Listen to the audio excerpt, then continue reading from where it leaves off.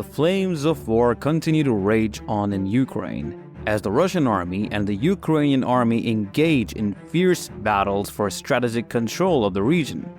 But the war has now spread beyond the borders of Ukraine, with the number of fires of unknown origin increasing in Russia. These fires are occurring in military facilities, security centers, factories producing ammunition, and other important points such as training and command centers belonging to the invaders. While there are many claims about the causes of these fires, the real reason remains mostly unknown. Since the Russian invasion of Ukraine, the number of fires in Russia has increased dramatically. The war has undoubtedly spread to Russian territory outside the conflict zone, so much so that almost every day there is news of an explosion or fire somewhere in Russia.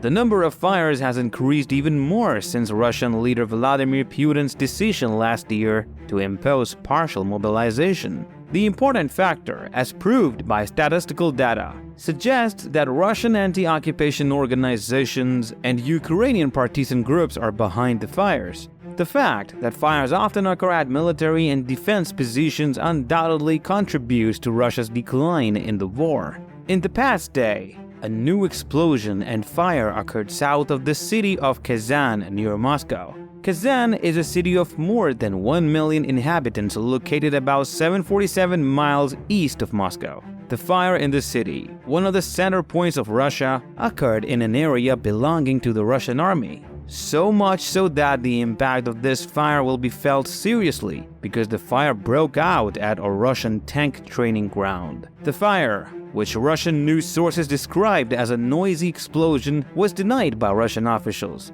as always. Along with the news in the Russian press, many videos of the moment of fire were published on social media. Despite all this evidence, the Russian authority denied the fire. The reason for this was undoubtedly to hide the development and losses that would have an impact on the war, because the losses suffered by the Russian army is increasing every day, and Putin does not know how to compensate for them. The fire that broke out at the tank training ground in Kazan was monitored from the center of the city. In the images shared, the smoke rising from the fire was clearly visible even on a street crowded with civilians and vehicles. A Belarusian news organization announced the fire in Kazan with a video from the center of the city with clouds of smoke rising into the sky. Residents of Kazan are reporting a powerful explosion near the tank range. Local authorities deny everything, as usual.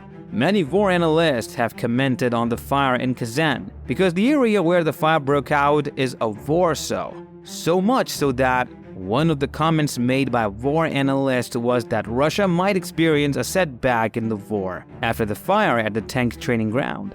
Because this was the area where the soldiers who drove the tanks used by the Russian army in the invasion of Ukraine were trained. Fires in Russia increased with the invasion of Ukraine. There were fires in the Russian army even before the war. This was due to anti-Putin sentiment within the military. One of the most notable incidents occurred in 2019 when a fire broke out in a Russian Navy-researched submarine in the Barents Sea. 14 Russian sailors died in this fire.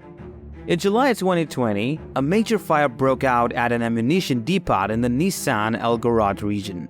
The fire led to the evacuation of nearby residents and the deployment of hundreds of firefighters to extinguish the fire. Before the start of the Ukrainian war, fires broke out in the ammunition depots of the Russian army. Today, the fires continue to increase. In addition to the attacks of the Ukrainian army, many fires of unknown origin are causing heavy losses to the Russian army. Another of the fires that continue occurred in an area belonging to the Russian army, broke out in September 2020 at a military training ground in the Chelyabinsk region. This fire caused severe damage to the area. Although Russian soldiers explained that the fire was caused by a cigarette being thrown in the trash, this explanation was not very convincing because the fire is spread to a very serious area in a short time. One of the areas where fires are common these days is military bases. But these fires were also seen in Russia before the war. In October 2021, a year before the start of the war, a large fire broke out at a military base near Moscow, causing severe damage to several buildings. The fire reportedly broke out in an area where fuel and lubricants were stored, and more than 400 firefighters were deployed to extinguish the flames. These incidents underscore the risks and challenges associated with maintaining a large military presence, including the storage and maintenance of ammunition, equipment, and other supplies, and the importance of implementing effective fire safety measures. While the Russian leader Vladimir Putin is dealing with the fires in Russia, the Ukrainian army continues its offensive in the regions where the fighting is intensifying.